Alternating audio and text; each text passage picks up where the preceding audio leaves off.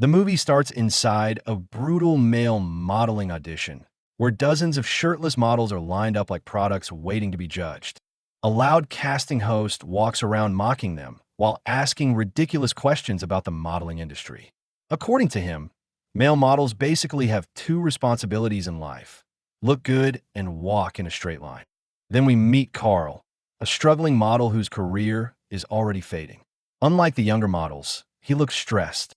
To help him audition, the host explains the difference between cheap brands and luxury brands. Cheap fashion models smile like they just solved world peace. Luxury fashion models look like they personally hate every human being alive. Then the host makes the models switch between cheerful H&M mode and emotionally dead luxury brand mode while taking their pictures. After the audition, the movie shifts to Carl's girlfriend Yaya, a successful influencer and model. During a fashion show, important celebrities arrive at the last second, forcing everyone to move seats. Carl eventually loses his own seat while his girlfriend becomes the star of the runway. Later that night, the two go out for dinner, and what should have been a simple date somehow turns into a full-scale psychological war over the restaurant bill. The check lands on the table, and both of them pretend it doesn't exist. The silence becomes so uncomfortable, and eventually, Carl gives in and grabs the bill, but he's clearly annoyed because his girlfriend promised earlier that she would pay this time. The problem is, neither of them actually wants to discuss money honestly. Carl keeps trying to sound progressive and fair, talking about equality in modern relationships, while also sounding deeply offended that he keeps paying. Finally, she agrees to pay, but her credit card gets declined. Carl pays for dinner, but then notices she takes back the cash she originally put on the table. And this completely destroys his sanity. The argument continues all the way back to the hotel and into the elevator. At one point, she literally stuffs the money into his shirt pocket. Carl throws the cash down the elevator shaft just to prove that it's not about the money. Eventually, the fight cools down, and the two admit the truth about their relationship. Yaya is in a relationship with him for views and follows on social media, hoping to become a trophy wife. Carl insists that he will make her love him for real. After their awkward restaurant fight, the couple join a luxury cruise packed with billionaires. Before the trip begins, the chief stewardess, Paula, gathers the crew and reminds them that the answer to every guest request must always be yes, no matter how ridiculous it is. The staff have to treat the passengers like royalty if they want a good tip at the end. Meanwhile, Yaya spends her time posing for Instagram photos while Carl follows her around, taking pictures like a stressed-out personal photographer. While on deck, Carl notices a shirtless crew member working nearby. The guy is attractive, and Yaya smiles and says hello to him, which instantly makes Carl jealous. Even though it's not a big deal, Carl gets annoyed enough to secretly complain to Paula about the crew member being shirtless while working, inadvertently getting the man fired. At the same time, Paula is struggling with another problem entirely. The ship's captain, Thomas, has locked himself inside his cabin and refuses to come out, leaving her to manage the increasingly chaotic cruise on her own. Later, the couple heads to the dining hall for lunch, where Yaya continues her influencer routine by pretending to eat pasta while Carl takes photos for Instagram. At their table, they meet a loud Russian billionaire traveling with both his wife and his much younger girlfriend. The billionaire proudly explains that he sells shit, before clarifying that he owns a massive fertilizer company and became rich during the collapse of the Soviet Union. Nearby, another wealthy couple introduces themselves. An elderly British husband and wife who seem sweet and harmless at first, until they reveal that their family business is manufacturing hand grenades. At another table sits a woman named Therese, who is recovering from stroke. Her husband explains that she understands everything perfectly, but can only repeat a single German phrase over and over. That night, Carl and the Russian billionaire sit together drinking while watching another guest at the bar, a lonely middle-aged businessman who keeps awkwardly staring at Yaya and the billionaire's younger girlfriend from across the room. The man wants to talk to them, but has absolutely no idea how to start a conversation without making it weird. Eventually, he walks over and pretends he just needs someone to take a photo of him because he's supposedly waiting for a woman who never arrived. Carl and the Russian billionaire realize what he's doing and sit there judging him. But Yaya starts taking fun photos with him, which makes him emotional. After a few drinks, he happily announces that he's extremely rich and even offers to buy the women Rolex watches just because they were nice to him for 5 minutes. The next day, the billionaire's wife relaxes in the jacuzzi while talking to one of the crew members, a young stewardess named Alicia. After giving a dramatic speech about how everyone is equal, the rich woman decides Alicia should stop working and join her in the pool instead. Alicia clearly doesn't want to do this, but because the crew has been trained to obey every guest request, no matter how ridiculous it is, she climbs into the jacuzzi fully dressed while trying not to lose her job. The situation quickly gets even more absurd when the guest decides the entire crew deserves a break and demands that everyone stop working and go swimming. Paula knows this is a terrible idea since the ship is preparing for an important dinner service. But since upsetting wealthy guests is apparently forbidden, the entire crew ends up sliding into the ocean.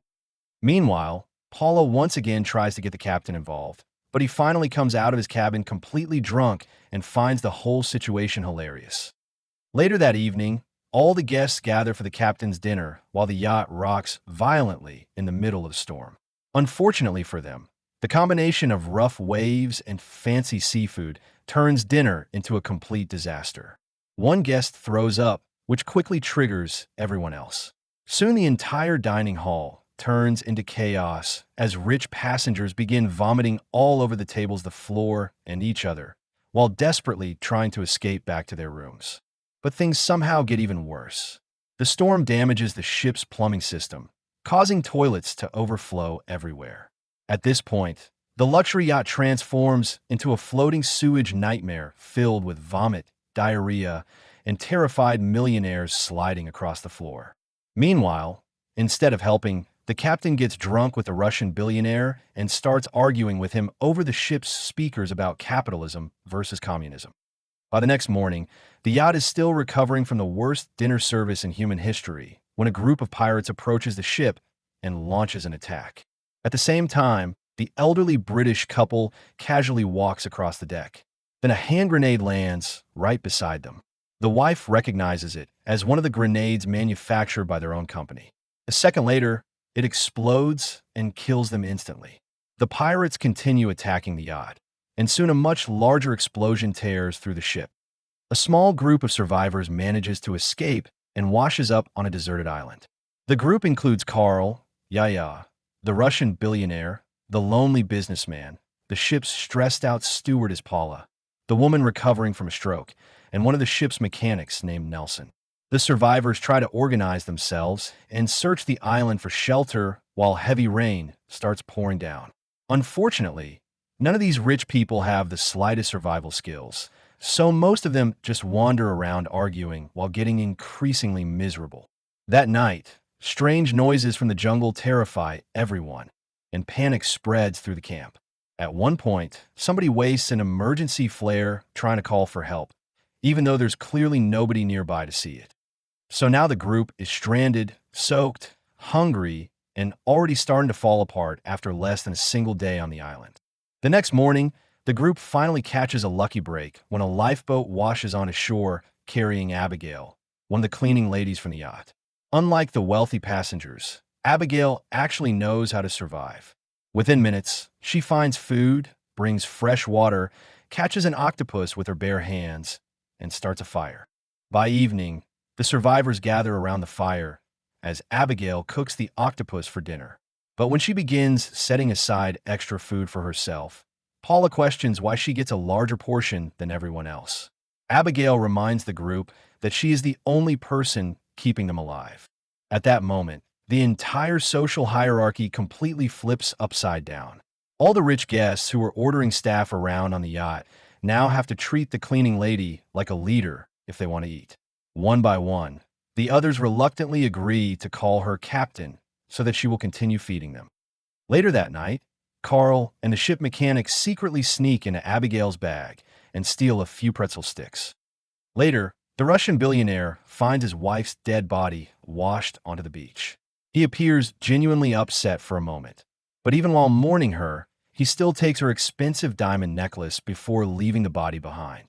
Soon after, Abigail notices that the pretzel stick from her bag are missing and realizes Carl and the ship mechanic stole them while she was asleep. She punishes them by refusing to give them any more food. She tells them that if they want to eat, they can find food themselves. Because of this, Carl quickly becomes weak and hungry.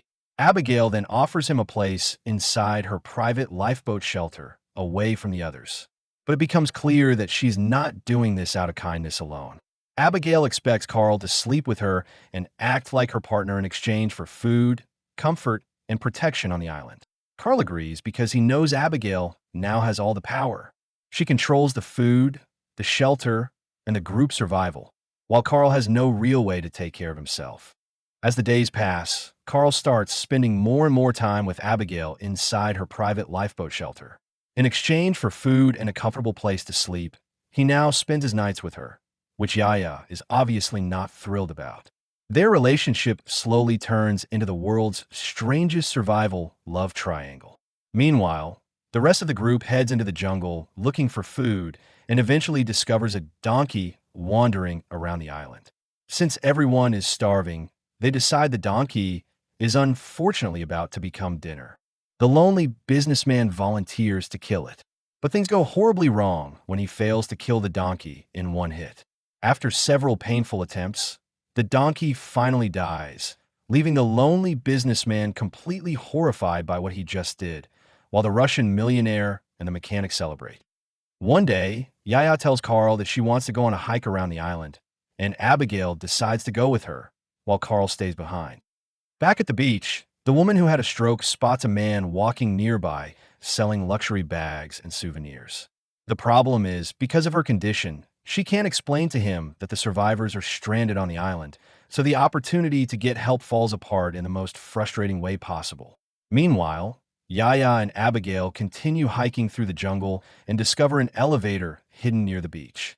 They realize they were never trapped on a deserted island at all. The entire time, they've been stranded near a luxury island resort.